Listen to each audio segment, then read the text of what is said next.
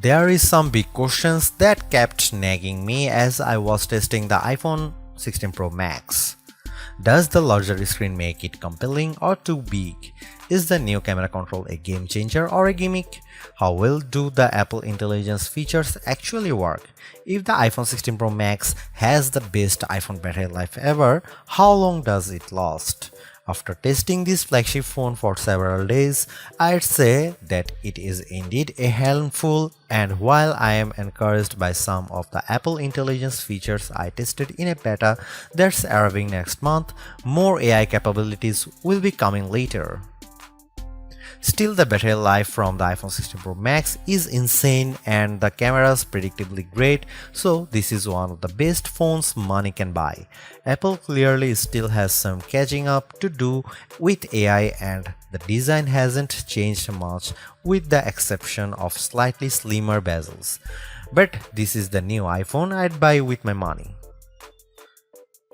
The ginormous 6.9-inch iPhone 16 Pro Max starts at $1,199 US with 256 GB of storage and goes on sale September 20.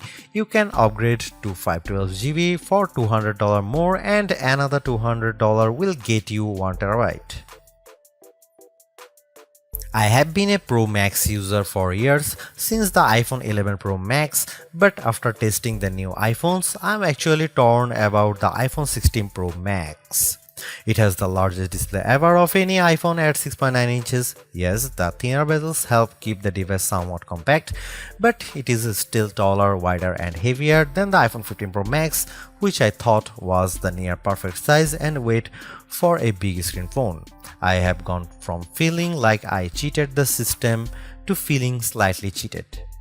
This might be an unpopular opinion, but I think the new Pro Max is a little too big, at least for my hands. It's more of a stretch now to do simple things like scrolling through web pages or TikTok, and once you put a case on your iPhone 16 Pro Max, it's like a mini tank. The good news is that the Pro Max is built to be more durable.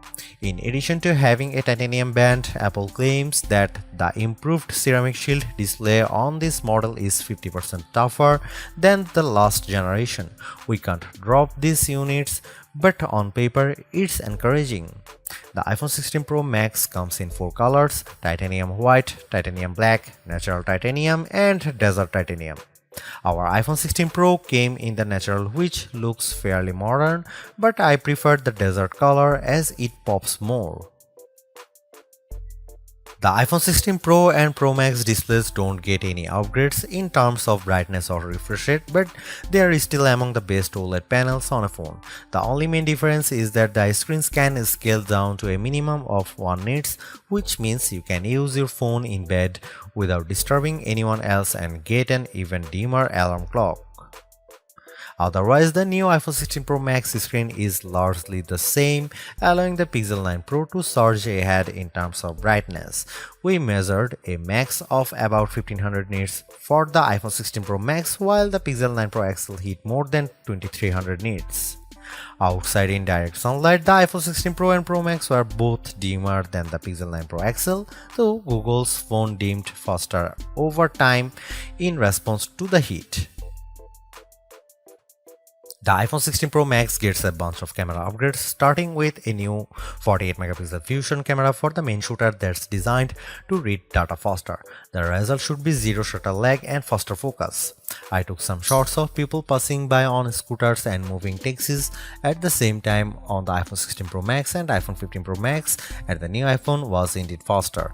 The results were not necessarily sharper though, as you can see in this side-by-side comparison.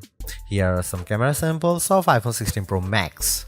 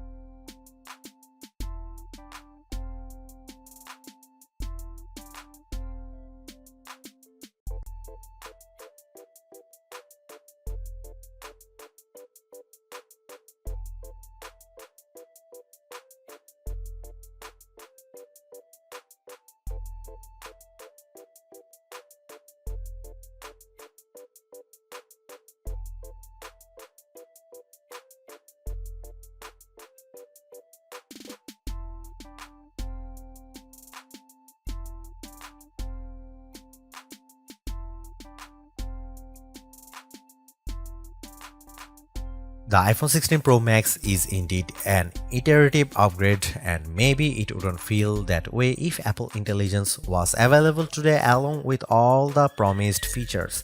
Instead, it's going to trickle out over time, so I would not to be in a rush to upgrade. Having said that, I think that iPhone 16 Pro Max is the best phone money can buy right now if you want the biggest screen and longest battery life. It lags in zoom versus the S24 Ultra, but you get more endurance, better camera quality, and plenty of creative features like photographic styles and audio mix. I actually preferred the AI capabilities of the Pixel 9 Pro XL series with its smarter Gemini Live voice assistant and other features like Add Me for photos and Pixel screenshots. But the Pixel's performance and battery life trail the iPhone 16 Pro Max. For me, the iPhone 16 Pro Max retains its title as the best phone, but it's not because of Apple Intelligence.